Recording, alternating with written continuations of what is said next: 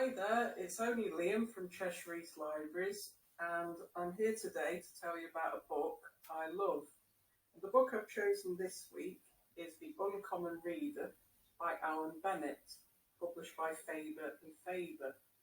If you've been feeling uneasy and in need of a laugh, this is a really good book to go to during these uncertain times. Alan Bennet is one of our cleverest and wittiest authors, best known for writing The History Boys and the Talking Head monologues. And The Uncommon Reader just demonstrates the talented qualities that we have come to associate with Alan Bennet's writing. The Uncommon Reader gives us an intimate portrayal of Queen Elizabeth II as she embraces a new enjoyment for reading after discovering a mobile library from Westminster, parked outside Buckingham Palace. At first, the Queen borrows a copy of a novel by Ivy Compton Bennet, which was last loaned in 1989. And she does this because she takes pity on the mobile library, which appears to be struggling, and also as an apology for the corgis pouncing on the library driver. What starts as a small gesture of politeness actually becomes a growing obsession for the Queen, as she starts to devour many works from Marcel Proust to Ian McEwan. However, Bennet doesn't make the Queen's literary odyssey an easy one, for in the book she is constantly confronted by her royal associates who were conspiring against her. Those around the Queen begin to perceive her new leisurely activity of reading as a threat to what the monarchy stands for and its status, because what starts to happen is she begins to skip attending functions that she's expected to, and also she starts to take her eyes off the ball with regards to current affairs. Although Bennet dramatises this to an exaggerated extent, I think what the author's trying to convey throughout the book is the power of literature, what it can have over us. How many of you at home have often lost yourself in a good book and you've put all the household chores that you need to do to one side and allowed them to pile up, and then your partner sort of knocks you out of that trance and tells you off because you've been busy losing yourself walking the paths of Mordor or trying to help Poirot and Hastings solve a murder case? I can even think of an occasion where I skipped a date with my girlfriend just because I wanted to read Ali Smith's Autumn in one sitting. Fortunately, 4 years on, I think she's forgiven me for that mistake.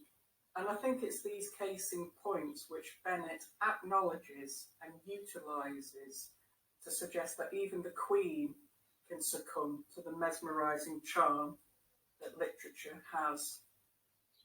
What I also like about this book is how Bennet unpacks the notion of the Queen being detached from society and culture, because he tries to suggest that the Queen has no clue who half of these novelists, playwrights and poets are that she's handed knighthoods and damehoods willy-nilly to.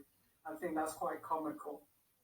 As well as discovering the delight of reading, this book is also about the Queen taking a personal quest to fulfil her role as a monarch much more efficiently.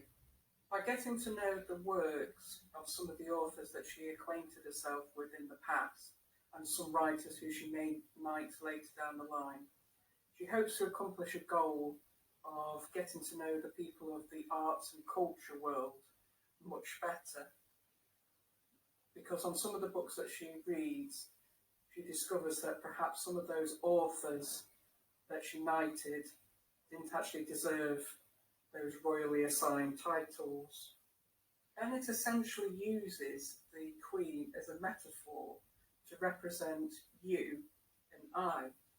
The book is less about an intimate glimpse of the behind-the-scenes life of the Queen. Instead, Bennet is most concerned with presenting us with a subversive and enjoyable argument for the pleasure of reading. And when you get to the end with the Queen, I think you will agree that Bennet makes the perfect case for literature's valued importance upon us all.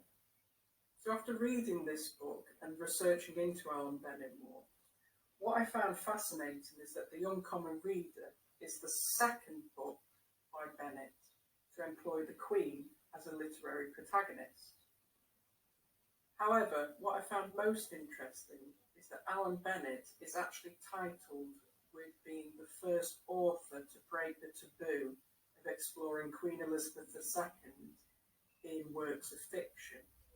And he did this in his 1988 stage play, A Question of Attribution. And I think Bennet, however, does represent the Queen in quite a tasteful sense. And I think even one would be amused by his efforts.